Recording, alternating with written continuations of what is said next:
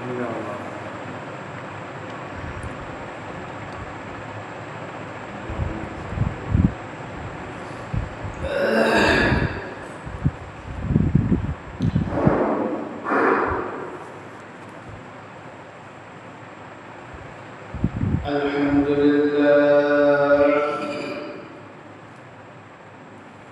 الحمد لله نحمده ونستعينه ونستغفره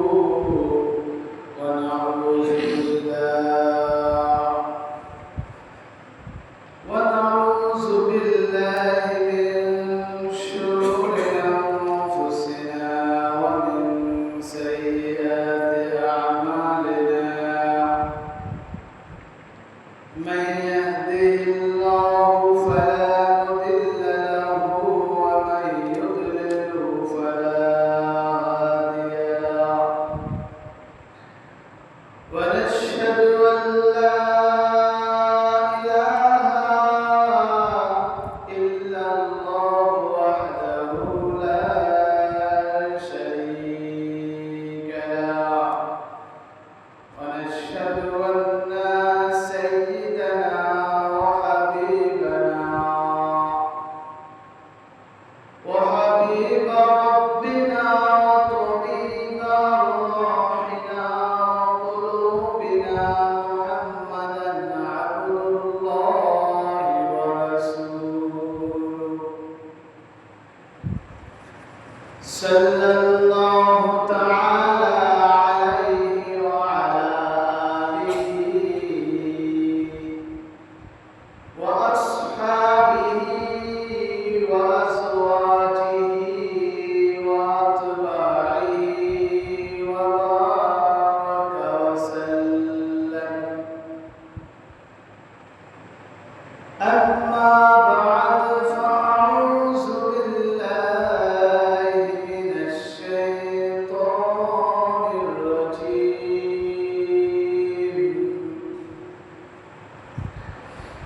بسم الله الرحمن الرحيم. ثم لتسألن يومئذ عن النعيم.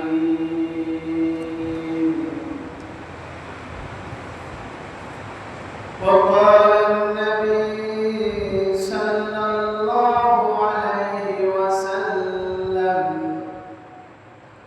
عن ابن عباس رضي الله تعالى عنه قال قال رسول الله صلى الله عليه وسلم لرجل وهو يعظه اغتنم خمسا قبل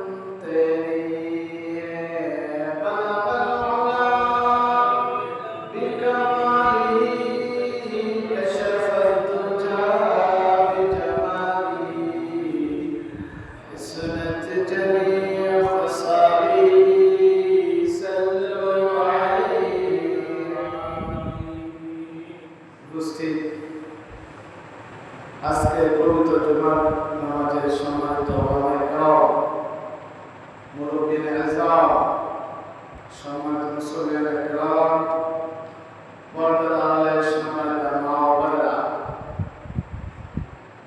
আসসালামু আলাইকুম ওয়া রাহমাতুল্লাহি ওয়া বারাকাতুহু। আপনারা সবাই কেমন আছেন? আলহামদুলিল্লাহ। সর্বোত্তম সেই মহান আলিশার দরবারে মাথা নত করে মস্তক অবনত করে শুকরিয়া আদায় করছি যে রব্বুল আলামিন আমাদেরকে সুস্থ সবল রেখে, অনেকে অসুস্থ আছে এরপরও মসজিদে আসা বসা তার গোলামি করার জন্য তৌফিক দান করেছেন। মনিবের দরবারে সবাই উচ্চ স্বরে বলে আলহামদুলিল্লাহ, আলহামদুলিল্লাহ, হামদান কাসীরান طيبا مباركا فيه। দুরূদ সালাম করছি মাওলানা মুফতি দিশারী মুহাম্মদ মুস্তাফা সাল্লাল্লাহু আলাইহি ওয়াসাল্লাম প্রতি। শহীদ ভাইদের তার মাগফিরাত কামনা করছি, যারা বিশেষ করে বাংলাদেশে স্বাধীনতার পর থেকে ইসলামের জন্য নিজের জীবনটুকু বিলীন করে দিয়েছেন, তাদের সর্বোচ্চ শাহাদাতের কারণ হচ্ছে আল্লাহর কাছে তাদের জন্য ক্ষমা চাচ্ছি। আমিন। সমাজ উপস্থিতি, আজকে আমাদের সামনে একটা দারসুল হাদিস আজকে আমাদের সামনে পেশ করব। একটা হাদিসের আলোচনা করব। রাসূল সাল্লাল্লাহু আলাইহি ওয়াসাল্লাম এর যত হাদিস আছে সকল হাদিসে গুরুত্বপূর্ণ, এবং যে সকল হাদিস বুখারী শরীফে আসছে, আবু দাউদ তিরমিজি শরীফে আসছে, এর মধ্যে একটা গুরুত্বপূর্ণ হাদিস, এর আগে আরো দুইটা হাদিস আমি আলোচনা করেছিলাম। আপনাদের খেয়াল আছে, যারা নিয়মিত মুসল্লি, নিয়মিত জুমা আসেন, প্রথমে আসেন, তারা আপনি বলতে পারবেন যে প্রথম হাদিসটা বলছিলাম যে কাল কিয়ামতের ময়দানে 5টা প্রশ্নের উত্তর না দেওয়া পর্যন্ত আমাকে আপনাকে এক কদম সামনের দিকে যেতে দেওয়া হবে না। মনে আছে তো? এটা শেষ হওয়ার পরে এরপরে আলোচনা করছিলাম একটা হাদিস, যে যখন আরো কিয়ামতের ময়দানে কোনো ছায়া থাকবে না, কোনো কি ছায়া থাকবে না, সূর্য হচ্ছে মাথা একদিকে উপরে, মানুষ সূর্যের তাপের ঘামে সাগরের মতো কি সাঁতার কাটবে, এমন পানি হয়ে যাবে, ঘামের পানি। কিসের পানি? ঘামের পানি। সে সময় আল্লাহ তাআলা 7 শ্রেণীর লোককে ছায়া দান করবেন। এই হাদিসটা কি আলোচনা করছি। আজকে আলোচনা করব গুরুত্বপূর্ণ হাদিস, যে হাদিসটা হচ্ছে যে আল্লাহ রাসূল বলেছিলেন 5টি বিষয়ের পূর্বে, 5টি জিনিসের আমরা যেন 5টি জিনিস আসার আগে 5টি জিনিসকে গুরুত্ব দিতে কি বলছিলেন। 5টি জিনিসকে গুরুত্ব দিতে কি বলছিলেন।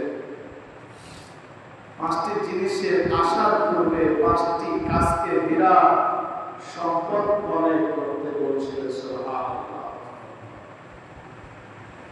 5টা জিনিস চলছে, 5টা জিনিস কি চলছে, এরপরে 5টা জিনিস আসবে, ওই যে আসবে ওটাকে বেশি গুরুত্ব দিতে কি বলছেন। সুবহানাল্লাহ। বুঝা যাচ্ছে? প্রিয় ভাইরা, যে হাদিসটা হচ্ছে রাসূল সাল্লাল্লাহু আলাইহি ওয়াসাল্লাম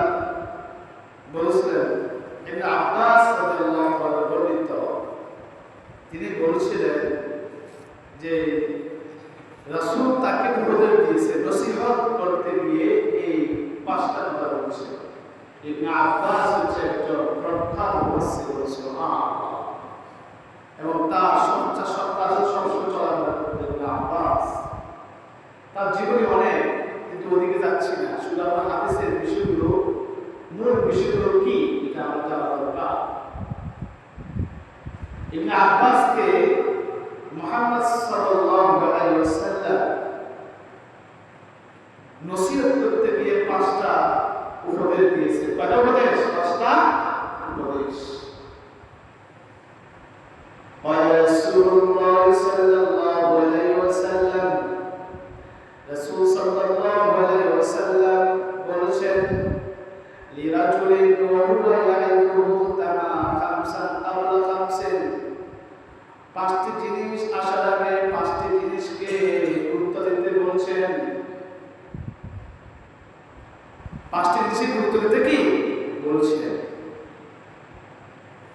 1 নাম্বার হচ্ছে শাবাবাকা ক্বাবলা হারামিকা, শাবাবাকা ক্বাবলা হারাম, বার্ধক্যের পূর্বে যৌবনকে, সুবহানাল্লাহ।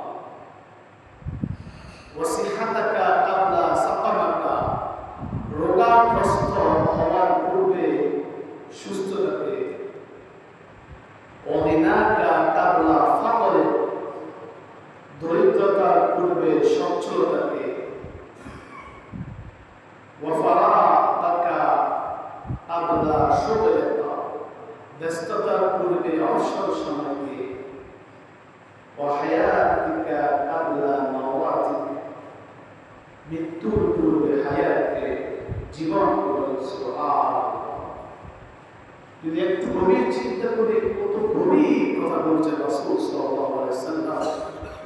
একটা মুমিন ব্যক্তি তার বালেগ হওয়ার পর থেকে মৃত্যু পর্যন্ত এই হাদিসটার উপর যদি আমল করে, আমি মনে করি তার কিচ্ছু কি লাগবে না, কারণ এর মধ্যে সকল কিছু রহিত আছে। সুবহানাল্লাহ। তাহলে এই হাদিসটা আবার বলছে 5টি উপদেশ মুখস্থ করে ফেলবেন। বার্ধক্য পূর্বে যৌবনকে, বার্ধক্য পূর্বে কি যৌবনকে। এরপর হচ্ছে রোগগ্রস্ত অসুস্থ হওয়ার পূর্বে সুস্থতাকে। এরপরে দরিদ্রতা হওয়ার আগে ধনীকে, সচ্ছলতাকে গুরুত্ব দিয়ে কি বলছে। ব্যস্ততার পূর্বে অবসর সময়কে গুরুত্ব দিয়ে বলছে। এর ফলে সর্বশেষ গুরুত্ব হচ্ছে মৃত্যু আসার আগে, মৃত্যুর আগে যে জীবন কাটিয়েছ, যে হায়াত তোমাকে দিয়েছে, হায়াতকে গুরুত্ব দিতে বলছেন। সুবহানাল্লাহ। তাহলে 5টি বিষয় আসার আগে 5টি বিষয়কে গুরুত্ব দিতে বলছে। বার্ধক্য চলে আসবে, এর আগে যে যৌবনকে বেশি গুরুত্ব দিতে বলছে। তুমি রোগাগ্রস্ত হবে, অসুস্থ হয়ে যাবে, যখন সুস্থ থাকো তখন সুস্থতা গুরুত্ব দিতে বলছে। তুমি ধনী আছো, যে কোনো সময় গরিব হয়ে যেতে পারো, সেই ধনীকে গুরুত্ব দিতে বলছে।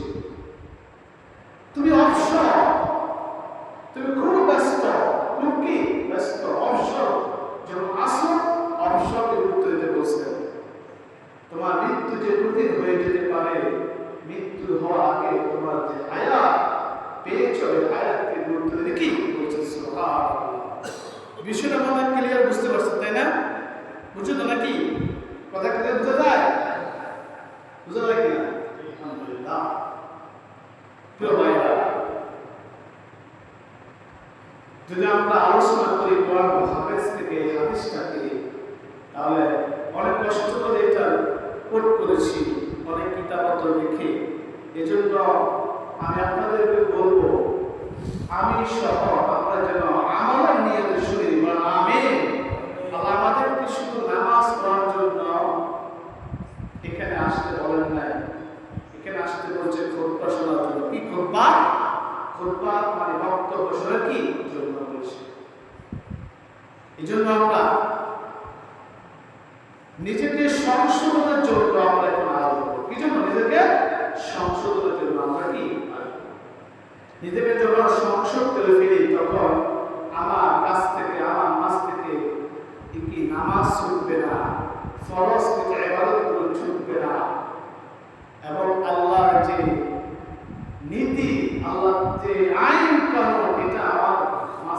কি চুকবে না। আসলে আমরা প্রথম হচ্ছে রাসূল বলছেন যে হে ইবনে আব্বাস রাদিয়াল্লাহু তাআলা আনহু, তোমাকে আমি একটি নসিহত করতেছি। এই নসিহতের প্রথমটা হচ্ছে তুমি বার্ধক্যের পূর্বে যৌবনকে তুমি গুরুত্ব দেবে, যৌবনকে গুরুত্ব দিবে। এটি একটি উপদেশ সংক্রান্ত হাদিস। তার মানে আব্বাসকে উপদেশ দিচ্ছে, মানে আমাদের সবাইকে উপদেশ দিচ্ছে। রাসূল নাই, রাসূল কি নেই, তার হাদিসগুলো শোনা হচ্ছে রাসূলের কি কথাগুলো আমল করা, সুন্নাতগুলো কি আমল করা। এজন্য রাসূল বলছেন এটা একটা উপদেশ, এই উপদেশটা তোমরা যদি মানো তাহলে তোমরা সফলকাম হয়ে যাবে।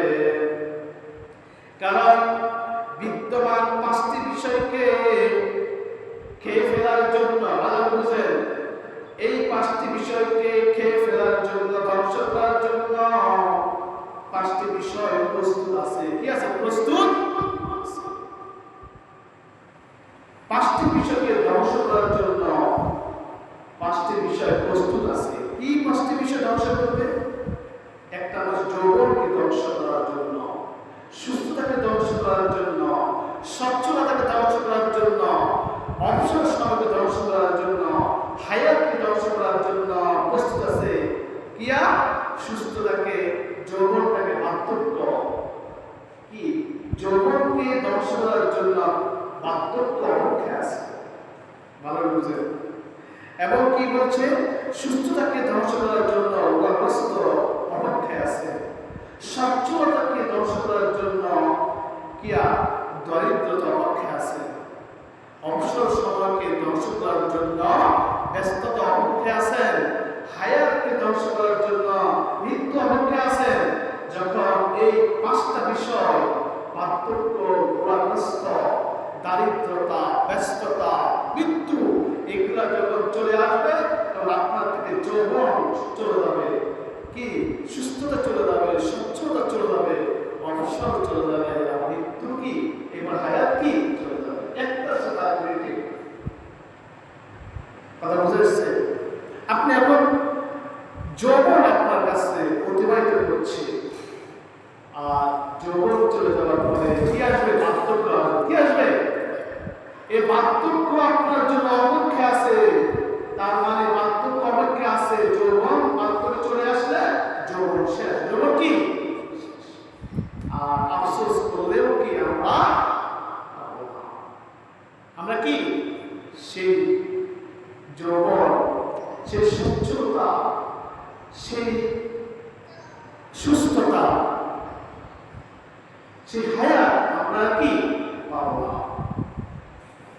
কারণ দিয়ে শুনুন ভাইরা, সুতরাং আমাদের 5টি বিষয়কে কদর করতে হবে। কি করতে হবে? কদর করতে হবে। কোন 5টি জিনিস? কি? কোন 5টি জিনিস? এক নম্বর হচ্ছে কি? আবার বলি, যৌবনকে কদর করতে হবে, সুস্থতাকে কদর করতে হবে, স্বচ্ছতাকে কদর করতে হবে, অবসর সময়কে কদর করতে হবে, এবং মৃত্যুকে কদর কি হায়াতকে কি কদর করতে হবে। এই 5টি জিনিসকে আমরা সবাই এই মাইকের আওয়াজ যতটুকু যাচ্ছে সকল মা, বোন, ভাই বা সবাইকে এই 5টি জিনিসকে আমরা কদর করতে হবে। কদর কি? মুমিন ব্যক্তি, যে কোনো মানুষ এই 5টি জিনিস অতিবাহিত হবে।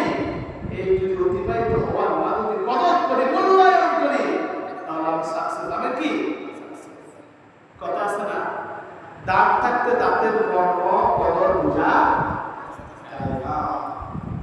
যার দাঁত নাই সে বুঝতে পারে দাঁতের কত কদর, কত মূল্যায়ন, কত কি মূল্যায়ন। সাধারণত লোকেরা নিয়ামত হারানোর পর তার জন্য আফসোস করে, নিজের জন্য সব নিয়ামত ছোট বড় যখন হারিয়ে যায় মাথার মাছ থেকে, তখন কি আফসোস করে। কি করে? আফসোস করে। আপনার পিতা মাতা আছে, এটা আপনার জন্য নিয়ামত। আর যদি নিয়ামতকে হারিয়ে ফেলে তখন বুঝতে পারবে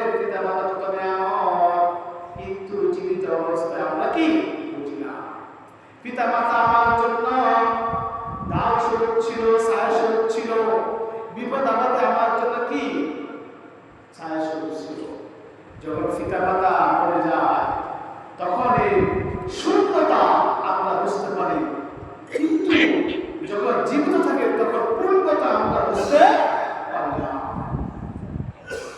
নিয়ামত আমরা কি বুঝতে পারি না। যার দান নাই সে বুঝতে পারে তাদের কত মূল্যায়ন, আর যার দান সে বুঝতে পারে তাদের কত মূল্যায়ন, আর যার দান আছে নাই যা সে বুঝতে পারে তাদের কত মূল্যায়ন, আর যার আছে সে মূল্যায়ন বুঝতে পারে না।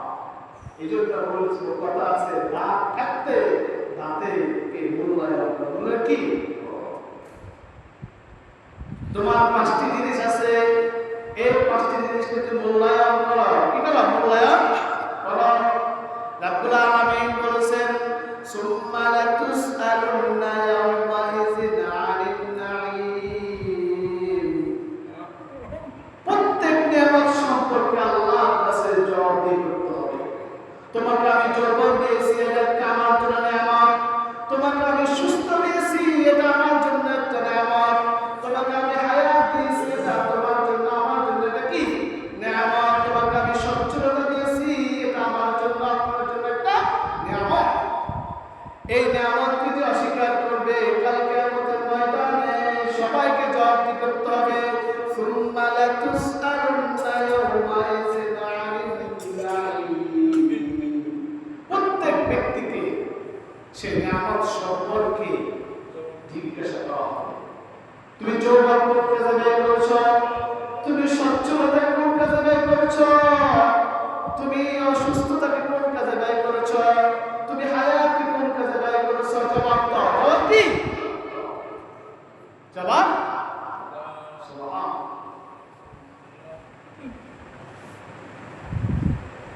প্রিয় ভাইরা, নিয়ামত এই নিয়ামত ছেলেদের জন্য আসে না। নিয়ামত কিসের জন্য? কি দুঃখ সুখ আসবে যাবে।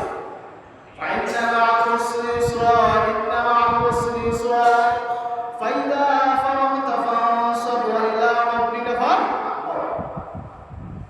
নিশ্চয় দুঃখের সাথে সুখ আছে, আর সুখের সাথে কি দুঃখ আছে। নিশ্চয় ফাইন্না মা'আল উসরি ইউসরা, ইন্না মা'আল উসরি ইউসরা।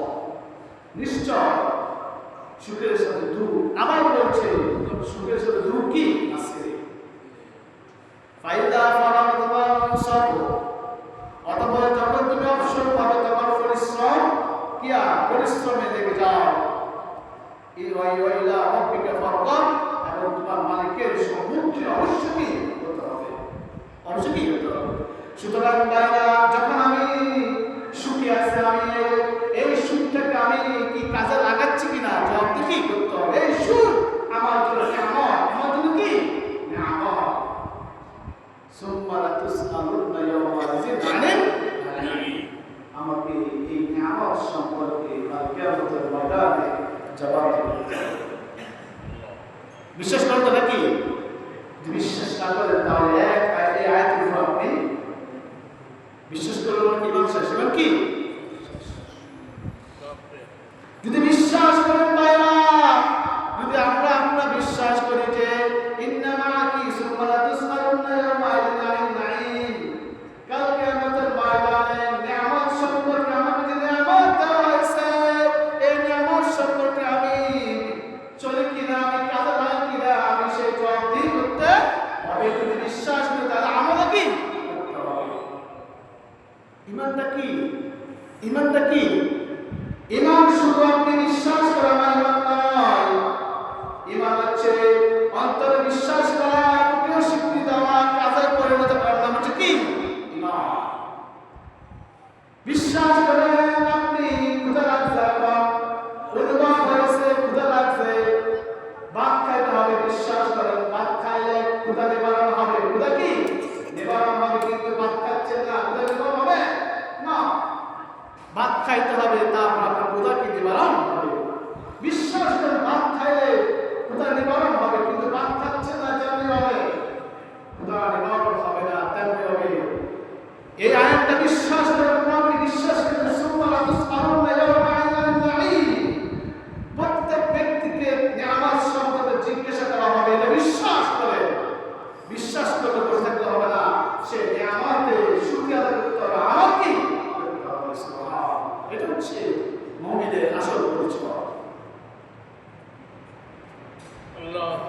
তাহলে কি এই পাঁচটি জিনিস আমাদের জন্য আমার কয়টি জিনিস? পাঁচটি জিনিস। কি পাঁচটি জিনিস বলতে পারবেন? বলেন কিয়া? যৌবন। বলেন যৌবন। এরপরে কিয়া? কি? সুস্থতা, সচ্ছলতা, অবসর সময়, হায়াত। এই তিনটা পাঁচটা জিনিস আমার জন্য কি গুরুত্বপূর্ণ। কারণ এই পাঁচটা জিনিসের মধ্যে আপনি যত আল্লাহর ইবাদত, আল্লাহকে সন্তুষ্টির জন্য কাজ করতে পারবেন, অপরদিকে যে পাঁচটা জিনিস আপনার জন্য অপেক্ষা আছে, রাষ্ট্রের জন্য ইয়া বার্ধক্য, রোগাক্রান্ত, দারিদ্রতা, ব্যস্ততা, মৃত্যু, এই সময় আপনি আমল করতে পারবেন না। সঠিকভাবে চাইলেও আমল করতে কি এই জন্য এই পাঁচটি জিনিসকে আপনি গুরুত্ব দিতে। এক নম্বর হচ্ছে যৌবনকে বার্ধক্যের আগে গুরুত্ব দেওয়া। যৌবন বার্ধক্য আসার আগে যৌবন গুরুত্ব দেওয়া। যৌবন কাজ দেওয়ার মালিক কথা বলে না। যৌবন দেওয়ার মালিক কে? কে? আমার আব্বা, আমার আব্বা নেতা। কে দিবে? কে তোর মালিক? যার যৌবন না সে বুঝে যৌবন কতটুকু গুরুত্বপূর্ণ।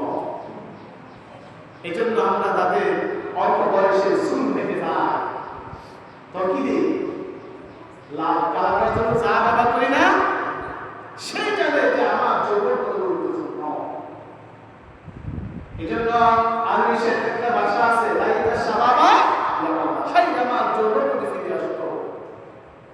আমার সামনে একজন ভাই অনেক ইবাদত করতেছে, অনেক আমল করতেছে, কিন্তু আমি পাচ্ছি না। অনেক কিছু সে করতেছে, শক্তি আছে, সামর্থ্য আছে, আমি করতে পারছি না। তখন বলে লাইতা শাবাবা আল্লাহ, হায় হায় আমার যৌবন প্রতি ফিরে আসতো, কতটা ভালো। এই জন্য যার যৌবন নাই সেই বুঝে যৌবনটা কত গুরুত্বপূর্ণ জিনিস। এই যৌবন, এই যৌবন কারো জন্য অপেক্ষা করে না, এবং এই যৌবনের মালিক একমাত্র কে? আল্লাহ। কোন দেশের নেতা, কোন ব্যক্তি যৌবন কাল দিতে পারবে না, একমাত্র।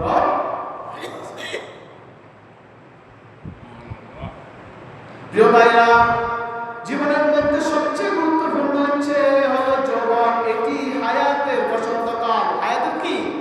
আপনাকে হায়াত দিয়েছেন আল্লাহ তাআলা। 1 থেকে 7 বছর, 70 বছর যে হায়াত আল্লাহ তাআলা দিয়েছেন, এই হায়াতের মধ্যে 15 থেকে 40 বছর, কেউ বলছে একটু বেশি, কেউ বলছে একটু কম। এই 15 থেকে 40 বছর আপনার জন্য হচ্ছে একটা বসন্তকাল। কি কাল? বসন্তকাল, গোল্ডেন টাইম। Golden time. এই সময় আপনি যা কিছু করতে পারবেন, অন্য সময় তা করতে পারবেন না, ঠিক না ভাইরা? এই জন্য বলছি যুবকেরা, যাদের যৌবন, তাদের যুবক, তাই না? আর যাদের যৌবন নাই তাদের কি অবস্থা? তাদের কি ব্যর্থতা? না, শুরু রাখুন ভাইরা। যারা বুড়ো হয়ে গেছে, 40-এর উপরে চলে গেছে, 50 পার হয়ে গেছে, তাদের জন্য, তারা তো যৌবনটা হারিয়ে ফেলছে, অতিক্রম করে চলে এসেছে, তাদের কি করা উচিত? তাদের উচিত হচ্ছে যে আপনি ইনস্ট্যান্ট যে অবস্থা আছে, এখন যে অবস্থা আছে, সে অবস্থায় আল্লাহর ইবাদত করেন। কারণ কালকে, আজকে থেকে আগামী কাল আপনি আরো বিদ্ধ হয়ে যেতে পারেন, বিদ্ধ হচ্ছে। এই জন্য যে যে অবস্থা আছে, আমার অবস্থায় আল্লাহর ইবাদতে মশগুল থাকি। কারণ আগামী কাল আমি আজকে যে অবস্থা আছি, আগামী কাল সে অবস্থায় থাকতে পারবো কিনা সেটা অনেক বিরোধী। এই জন্য হতাশ হওয়ার কারণ নাই।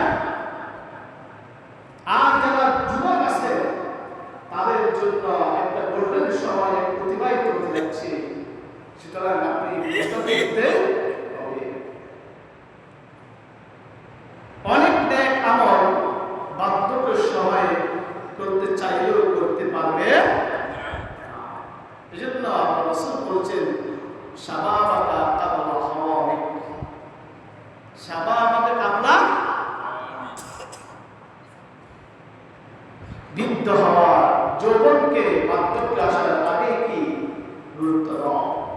কারণ এই যুবক অবস্থা তুমি যা করতে পারবে বৃদ্ধ হলে তা কি করা সম্ভব। সমাজে একটা অসৎ কাজ চলছে, অন্যায় কাজ চলছে, একজন যুবক যেভাবে এসে ভূমিকা রাখতে পারবে একজন বৃদ্ধ সেরকম রাখতে পারবে না, ঠিক কিনা ভাইরা? পারবে? অনেক অন্যায় যুবক নির্যাতন চলছে, এই চলার পিছনে যে ভূমিকা রাখতে পারবে একজন যুবক, একজন বৃদ্ধ তা করতে পারবে না। পারবে? এজন্য ভাইরা আপনাকে আমাকে এই নিয়ামত সম্পর্কে আবার বলছি জবাবদিহি করতে।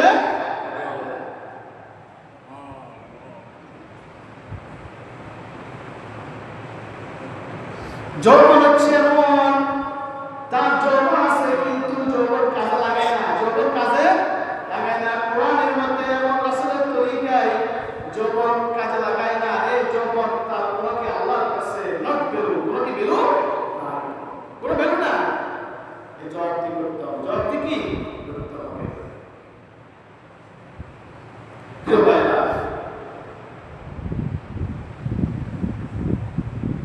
যৌবন এমন একটা জিনিস, এটা আল্লাহর পক্ষ থেকে আসে।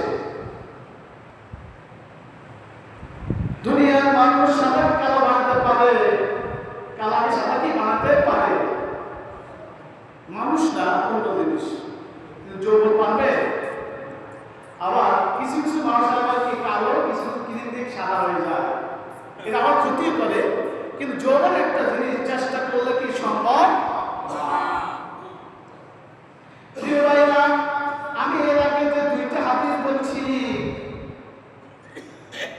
পাঁচটি প্রশ্ন উত্তর না দেওয়া পর্যন্ত কি কালকে কিয়ামতের ময়দানে এক কদম যেতে দেওয়া হবে না। যেতে দেওয়া কি হবে না। এর মধ্যে যৌবনটা ঢুকে দিয়েছে আল্লাহ রাসূল। ওয়ান শাবাবিহি মা'আল্লাহ, তুমি তোমার যৌবন কালটা কোন কাজে ব্যয় করেছো জবাব দাও।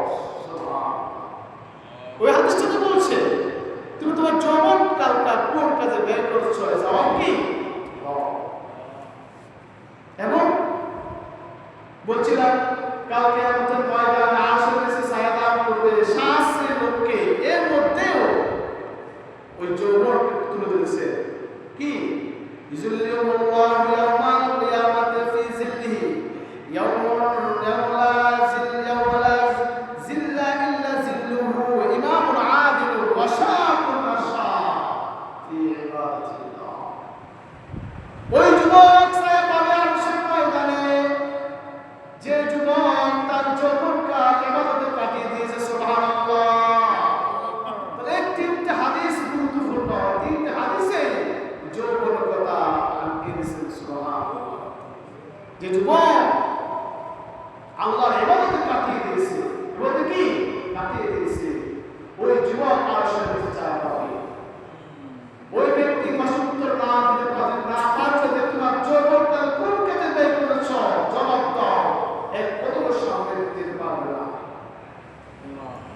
এবং এই হাদিসে বলছে তোমাকে আমি যৌবন দিয়েছি, বার্ধক্য দিয়েছি, তুমি কেন এই বার্ধক্যের আগে যৌবনকে গুরুত্ব দাও নাই? সুম্মা তুসআলুনা ইয়াওমাইযিন আনিল নাঈম, জবাব দাও। নিয়ামতের কি জবাব দাও। এজন্য ভাইরা, আমরা যৌবন যেন আমাদের ভালো কাজে কাটায়, আমরা এজন্য দোয়া করব। কি দোয়া করব? আল্লাহ রাসূল শিখিয়ে দিয়েছেন, আল্লাহুম্মা ইন্নী আউযু বিকা আন আরাদা ইলা আরযালিল উমর। আরযালিল কি উমর, হে প্রভু, হে আল্লাহ, আমি অবিহিত বার্ধক্যে উপনীত হওয়া থেকে আমি কি তোমার কাছে আশ্রয় চাচ্ছি। আশ্রয় কি চাচ্ছি?